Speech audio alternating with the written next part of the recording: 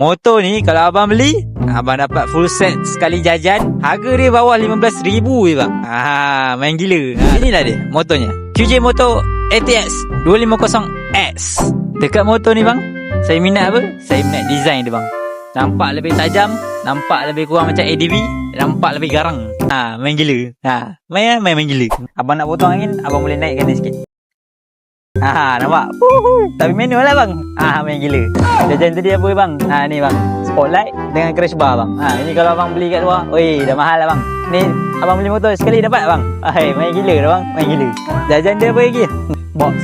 Kalau abang beli yang brand G tu, aduh, sakit dah kepala bang. Mahal. Ni beli motor dapat terus bang. Main gila lah, main gila. ABS depan belakang, traction control, boleh on off. Macam main gila. Meter berkala, meter digital. Dia bagi bang. Siapa nak bagi? Main gila. Kunci pun bagi keyless bang. Macam kereta Pro 2 bang. Dia punya meter boleh check tekanan angin, boleh tengok navigation. Tengok ni bang, seat dia aftermarket punya bang. Dia punya seat ni ada back support.